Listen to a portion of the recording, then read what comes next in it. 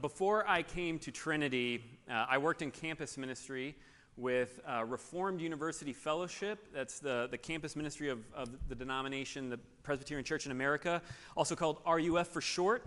And every summer we would take students to our annual summer conference. So it was this really fantastic week-long conference with students from all over the country coming together.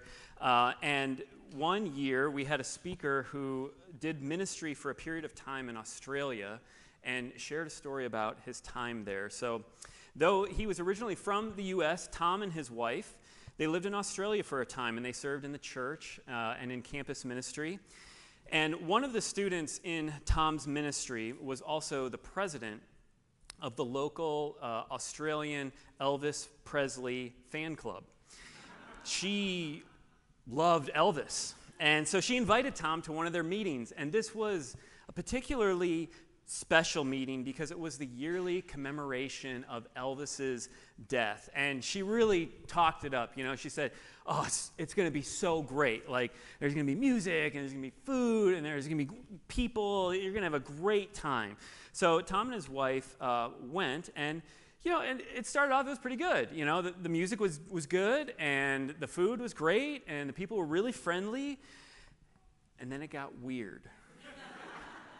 Like, seriously weird. So the person who was leading the meeting got up and silenced everyone and had them sit down, and he said, I can really feel the spirit of Elvis in this room tonight.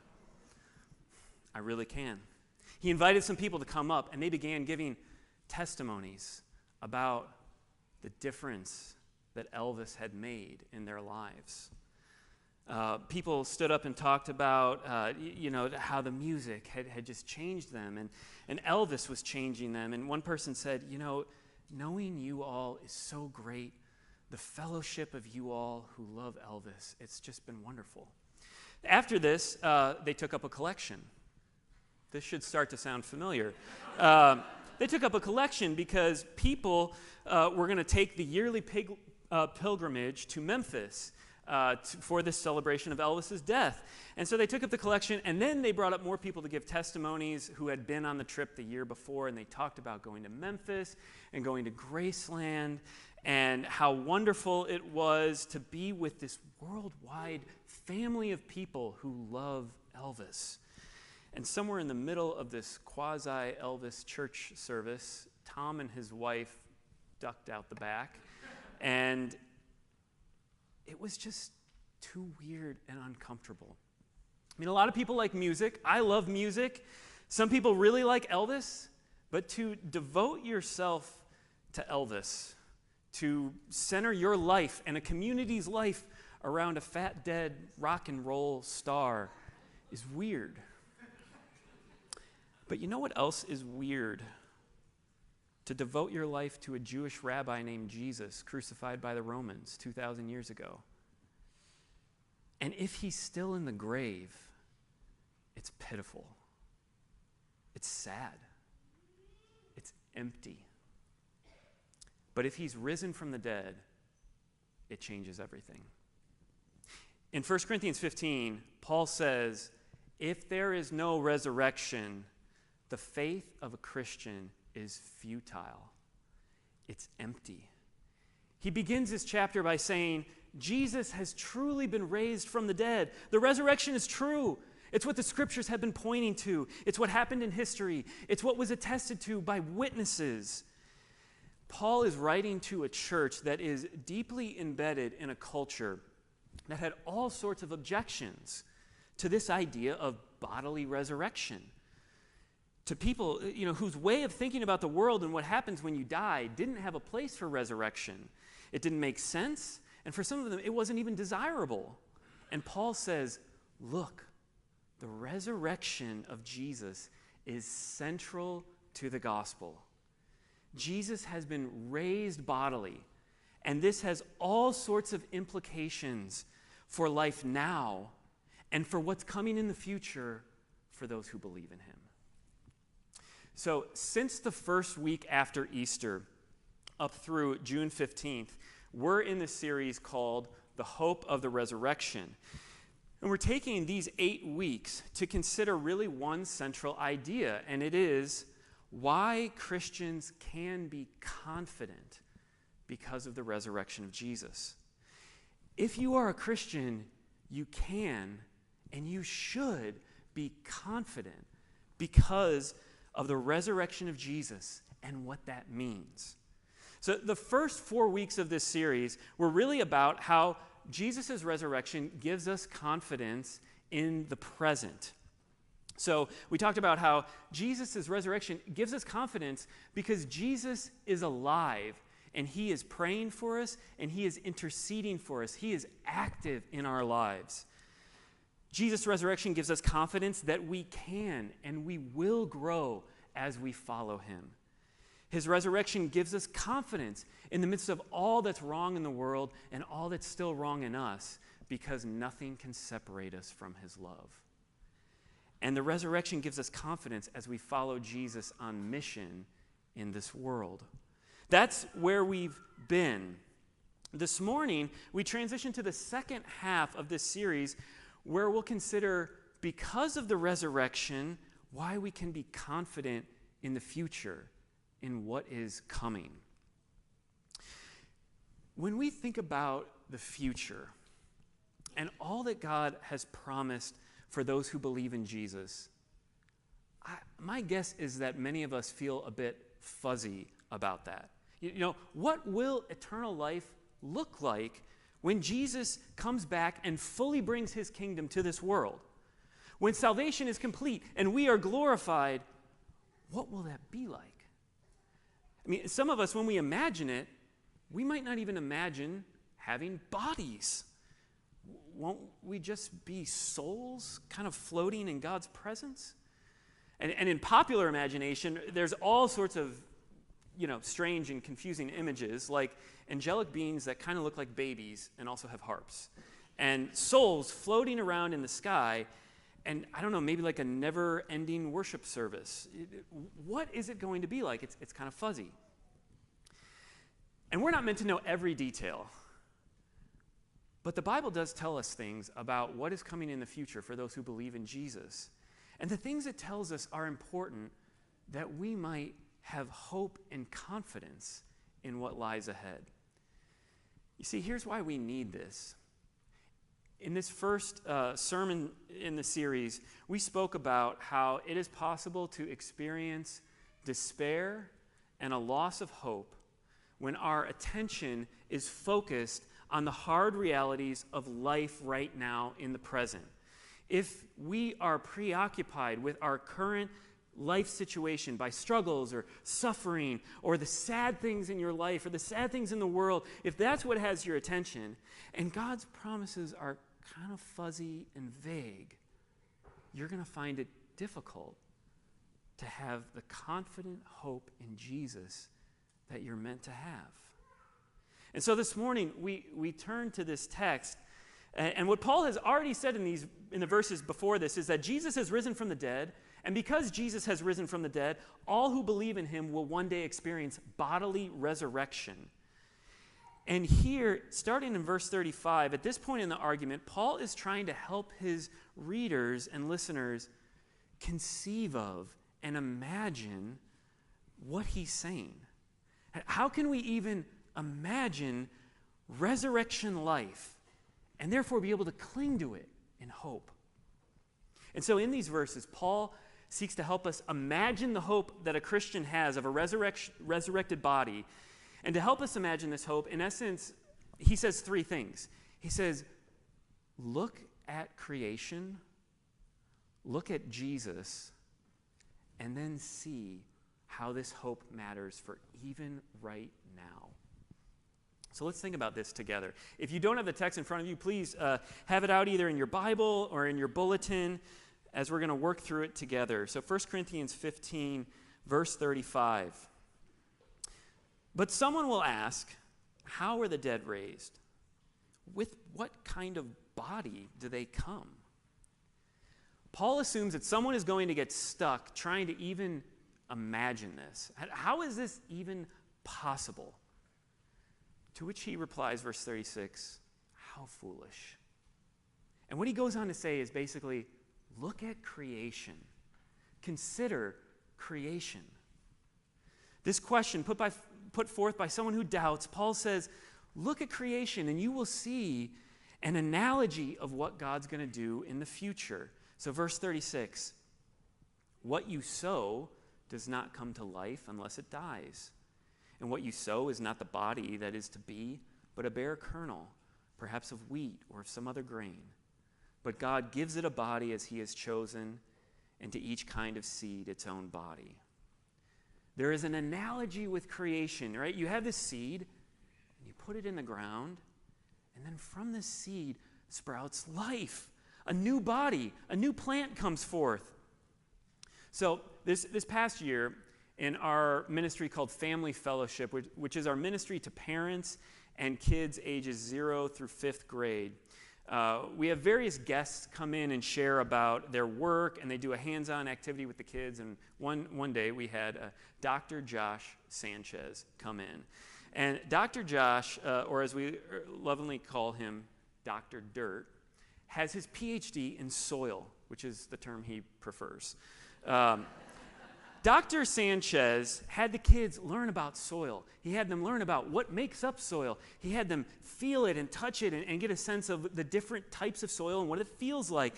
And at the end, the kids all left with this little Dixie cup with some soil and a sunflower seed planted in it. And so my son brought one of these home, and within a week of caring for this plant and watering it, all of a sudden, there's this huge vine that's coming out all over our kitchen table. And this is the sort of image that Paul gives. You see, human life, as it is now, is not all it is meant to be. Paul has already said in this chapter, and he's going to refer to it again later, how sin, the break in our relationship with our Creator, has brought corruption to life here and now, and it will end in death. Human life was meant to be more, and one day for those who believe in Jesus, it will be more. It will be fuller, richer, more beautiful, and glorious. And all of this depends upon God. This is why in verse 38, Paul emphasizes God's sovereign power when he says, God gives it a body as he has chosen. To believe in the resurrection of the body is so central because it is to believe that God is God. Paul goes on to say in verses 39 through 41, just consider the marvel of creation, the beauty of creation, the wonder of creation, and you will begin to imagine what this God can do. If a tiny sunflower seed can erupt into a beautiful, enormous plant, what could this God do in the resurrection? God has not had a problem in making the wonders of this world. He's made various kinds of bodies. Paul says, think of our bodies, the bodies of animals or birds or fish, or think of the heavenly bodies, the moon, the stars. If God has made this, can you doubt he will have any problem with the resurrection of the body? In the resurrection, there is going to be a continuity. You will be raised. Your body will be raised, and yet there will be transformation. Verse 42, so it is with the resurrection of the dead. What is sown is perishable. What is raised is imperishable. It is sown in dishonor. It is raised in glory. It is sown in weakness. It is raised in power. As you try to wrap your mind around the future of a promised resurrected body, Paul says, look at creation, but also look at Jesus. If you look at the verses after this, 44 through 49, Paul begins contrasting two modes of existence, what he calls a natural body and a spiritual body. And this leads him to something he's already written about early in this chapter, that there's a mode of human existence that flows from Adam, humanity as it was originally created, and then there is a new mode of human existence that will become reality for all of those who belong to Jesus. He says, verse 45, quoting from Genesis 2, "Thus it is written, the first man, Adam, became a living being." And then referring to the resurrected Jesus, he writes, "The last Adam became a life-giving spirit." It is not the spiritual that is first, but the natural, and then the spiritual. The first man was from earth, a man of dust. The second man is from heaven. As was the man of dust, so also are those who are of dust. As is the man of heaven, so also are those who are of heaven. Just as we have borne the image of the man of dust, we shall also bear the image of the man of heaven. In other words, if you want to imagine the resurrected body, look at the resurrected Jesus. When I was a kid, I think it was when I was around 13 or 14, my dad took me to the Chicago Auto Show. And I was at that age, right, where I was just starting to get interested in cars, but still a few years away from having my own license. And if you've ever been, I mean, it is huge and super cool, especially for, whatever I was, 8th grade at the time. I was really into Porsche and Ferrari and had like the calendar on my wall of the 911 Carrera and everything. And it was super cool to walk around and see these cars. But of course, they also have these cars that are like the futuristic cars. Cars that aren't on the road yet, but prototypes of what we're eventually going to see driving, and someday we'll probably be driving. Paul points to the resurrected Jesus and in a sense says to all who believe, this is your future. And this really helps us to understand what Paul is writing here when he contrasts the natural body and the spiritual body, because he's not contrasting a body that's physical and material and one that is spiritual and non-material. And it's very easy to read it this way. He's not contrasting physicality with non-physicality. Remember, Jesus was raised in a body. He could be touched. He ate fish with his disciples. So what is the contrast? If it's not between physical and non-physical, what is it? Well, following one writer, go back to the idea of the car show.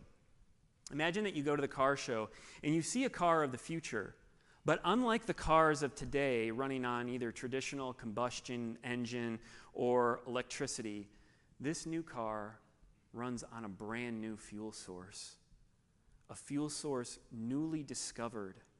And this new source of fuel, it never runs out. And even more than that, it results in a car that never gets old. And the parts never have to be replaced because the source of this car's energy, its fuel, it continually renews the whole vehicle. When Paul is contrasting two bodies, he's not contrasting what they're made of, but what they run on.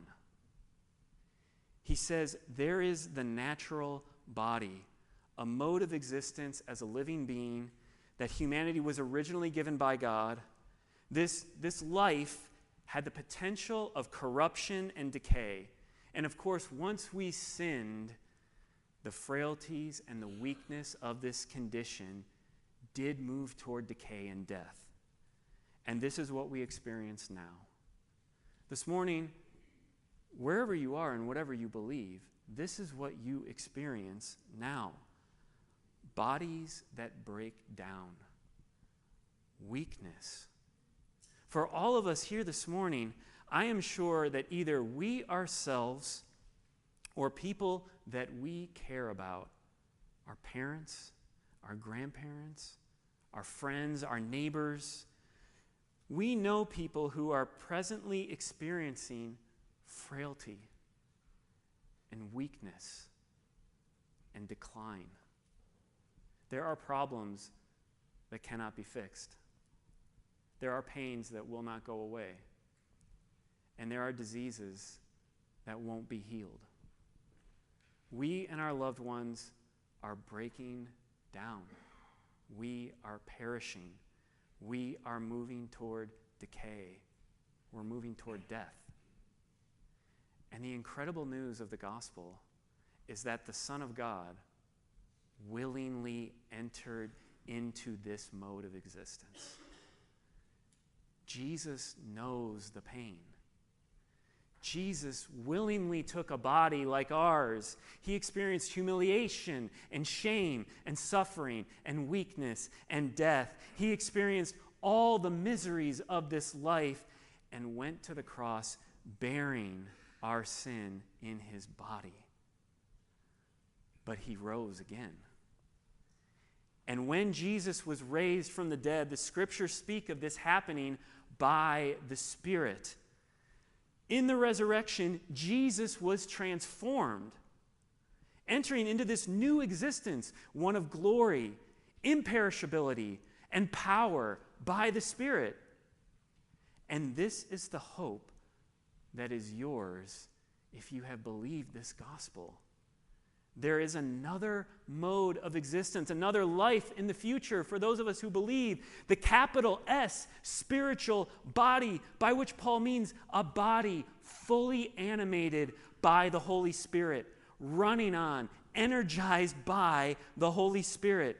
You see, right now, if you are a believer, you have the Spirit of God at work in you, but this occurs in the midst of weakness. You experience this tension between weakness and the help of the Spirit. But one day, there will be no more weakness. This tension will cease to exist. One day, you will be fully animated by the Spirit. Right now, the Spirit dwells within you. One day, the Spirit, with all of his power and energy, will possess your entire being. That is your future. You know, to try to help realize what this might be like, I remember an illustration that pastor and writer Tim Keller gave once. And he said, imagine you knew someone really, really well, you know, like when you were a kid, like 10 or 12. This person, let's say his name is Jack. He was your best friend. And you grew up with Jack and you loved Jack, but then after middle school, you know, Jack and his family moved away. And, you know, you just lost contact with him. But then like 20 years later, this person comes up to you and they say, hey, Nick, it's me. It's Jack. And you have this moment where you're like, oh my gosh, it is you. Hey, how are you doing, man? Like, I remember you when you were a kid. Look at you, you're all grown up. When you look at the accounts in the gospel that people have with the resurrected Jesus, it's kind of like this. Sometimes people don't recognize him at first. Like you may remember Mary Magdalene, one of his close followers. Upon seeing the resurrected Jesus at first, she doesn't recognize him. But then you remember what happens? He says her name. And she says, Rabbi, it's you. It's Jesus. He still has the marks of his suffering. He still looks like Jesus. He's recognizable as Jesus, but he's also different. He's been transformed, raised in glory, raised imperishable, never to die again. You know, Keller goes on to say, do you know what this means? Do you know what this means for us? It means that when I see any of you, if you are a Christian, when I see you after death in your resurrected body and you see me, we're going to look at each other. We're going to say, who are you? It's me. It's Nick. It's Jeff. It's Ann. It's Dave. It's Gretchen. Oh my gosh. You're beautiful. I saw glimpses on earth. But look at you. You are glorious. You are complete. Isn't that amazing? And the thing is, this hope is not just for now, or is not just for the future. It's not just for that. Paul says, see why this hope matters for now. At the very end of this passage, verse 58, look at what he writes when he says, therefore, my beloved brothers and sisters, therefore, because of this hope that you have, the hope of a resurrected body, the new life that you will have is one fully animated by the energies of God the Spirit, the hope of being transformed by God's power, being victorious over death through Jesus. Because of this hope, be steadfast, be immovable, always abounding in the work of the Lord, knowing that in the Lord your labor is not in vain. It won't be for nothing in the end. Look, Paul says, this hope of a resurrected body, it matters for now. And honestly, we could spend a whole series just thinking about the ways that this is meant to play in our lives. But let me just briefly apply this in two ways. First, personally. And then second, what I think it means for the mission of the church. So first, personally.